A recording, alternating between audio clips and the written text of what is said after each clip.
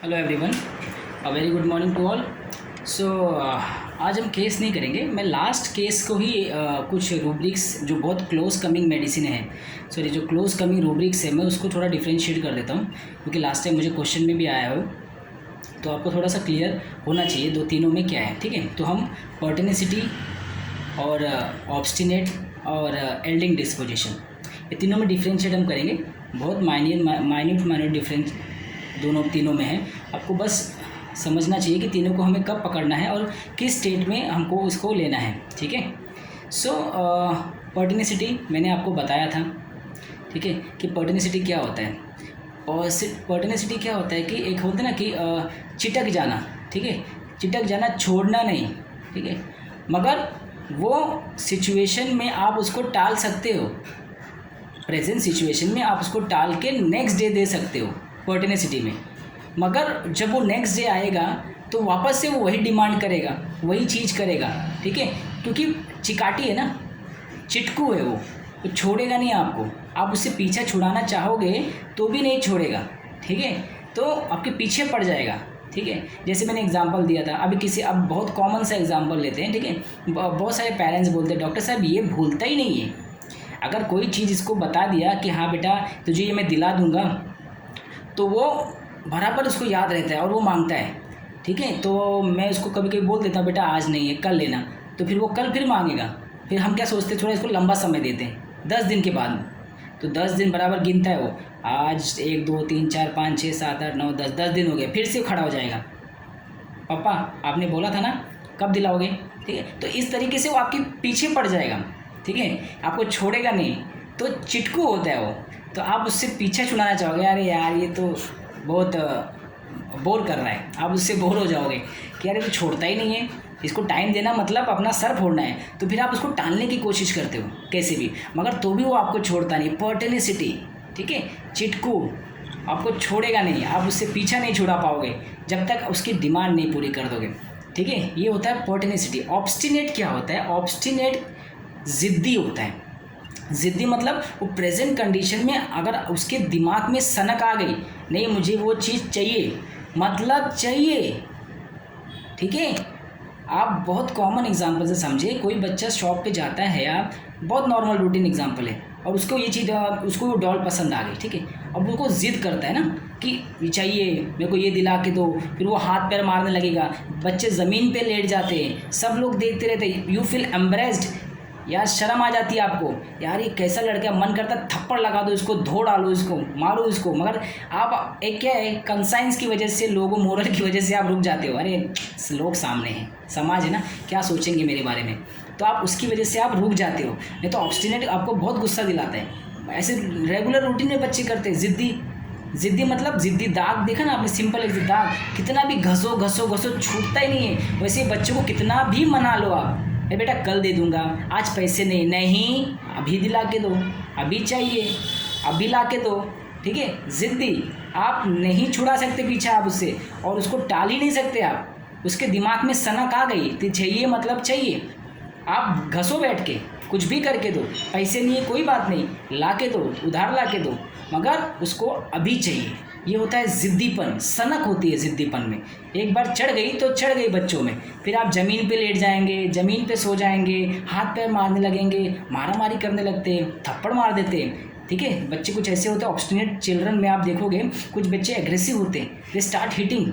तो इस तरीके से आप ज़िद्दीपन से आपको बहुत गुस्सा आता है उसके ऊपर।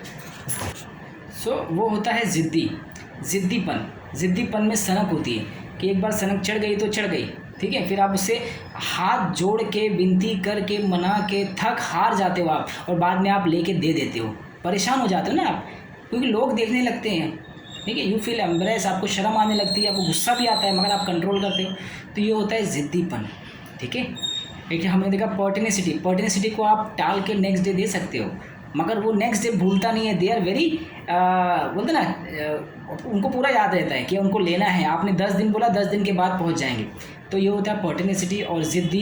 ठीक है, और आप करेंगे एल्डिंग डिस्पोजिशन। ठीक है, एल्डिंग बहुत क्लोज है, मगर आपको सिर्फ इतना समझना है, एल्डिंग क्या होता है, कोई एल्ड करता है ना अंडर प्रेशर में करता है। ठीक है, समथिंग प्रेशर है, वो प्रेशर में जाके वो एल्ड कर देता है।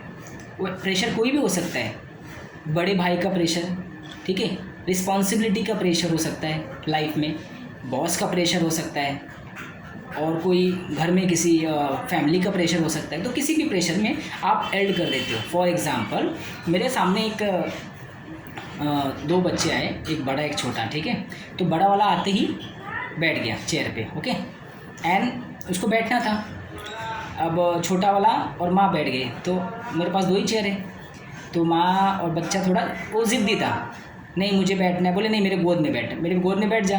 तो बच्चा माना नहीं मुझे वो वाले चेयर पे बैठना है। उसकी मम्मी बोले बेटा तो मेरे गोद में बैठ जा, उस पर बड़ा भाई बैठा है। तो नहीं मुझे उसी चेयर पे बैठना, मुझे उसी चेयर पे। अब ये ज़िद्दी है, ठीक है, ये ऑब्स्टिनेट है, आपको दोनों एग्जाम्पल मिल जाएगा। अब उसको उस पर बैठना है, वो वहाँ रट लगा रखा है कि उसको वहाँ बैठना है, वहाँ बैठना है, ठीक है। तो अब दुविधा ये है, अब माँ बोल रही बेटा तू बड़े भाई को बोल। अब ये तो मान नहीं रहा क्योंकि ये ज़िद्दी लड़का है। तो वो अब बड़े भाई को बोले बेटा तू एक काम कर, तू टेबल पे बैठ जा, तो इससे छोटा है, ठीक है, तो एक काम कर। अरे बट मम्मा मुझे बैठना है इस पर। नहीं बेटा तू बैठ जा, तू बाद में बैठ जाना, थोड़ा इसको बैठने दे, उसके बाद थोड़े टाइम बाद आप बैठ जाना, कोई दिक्कत नहीं।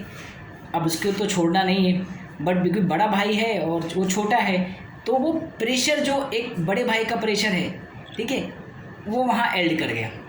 बोला ठीक है मम्मा, वो छोड़ के वो ऊपर बैठ गया।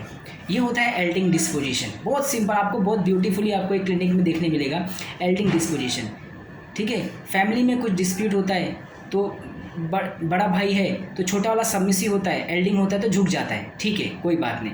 तो कभी भी एल्डिंग डिस्पोजिशन अंडर प्रेशर में जाके वो झुक जाता है, क्योंकि उनको लगता है कि झुकने से अगर काम बनता है तो फिर कोई बात नहीं, दे आर अंडरस्टैंडिंग, ठीक है। वो प्रेशर में अपने आप को एल्ड कर देते हैं, झुक जाते हैं, ठीक है, अंडर प्रेशर में। तो यहाँ बड़ा भाई ने छोटे भाई को एक बड़े भाई होने के रिस्पॉन्सिबिलिटी के चक्कर में वहाँ वो झुक गया और वो जाके उस पर बैठ गया। उसको वो चेयर छोड़ना नहीं था, क्योंकि वो ऑब्स्टिनेट है, वो मानेगा नहीं, माँ को पता है, तो इसलिए उसने बड़े भाई को समझाया ये बोल के कि तू बड़ा है।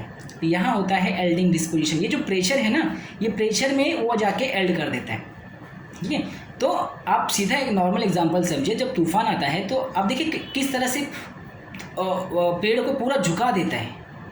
अब जो पेड़ झुक जाते हैं वो बच जाते हैं, जो बहुत तने रहते हैं, स्ट्रेट खड़े रहते हैं एकदम, हाँ हम हिलेंगे नहीं, वो टूट जाते हैं। तो सिंपल एग्जांपल है एल्डिंग डिस्पोजिशन अंडर प्रेशर। हवा का प्रेशर इतना बहाव है कि अपने नारियल के जो कोकोनट ट्री होते हैं दे ऐसे झुक जाते हैं, एल्ड हो जाते हैं। तो सिंपल एग्जांपल है प्रेशर में, कोई भी प्रेशर में एल्ड कर जाना इस एल्डिंग डिस्पोजिशन, ठीक है।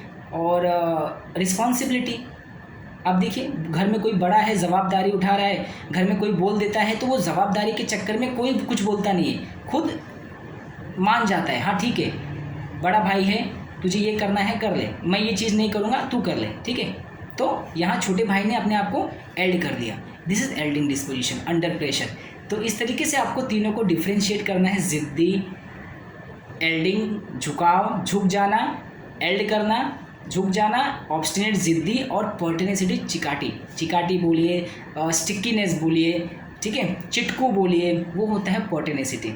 तो दिस इज़ अ वेरी दोनों में जो मैंने डिफ्रेंशिएट किया है आप इसको याद रखिए, ठीक है। बहुत माइन्यूट डिफरेंस है जो मैंने आपको एग्जांपल के ज़रिए समझाया है, ठीक है। और देखिए मुझे किसी डॉक्टर ने बोला कि सर आप मैसेज का रिप्लाई नहीं देते हो, ठीक है।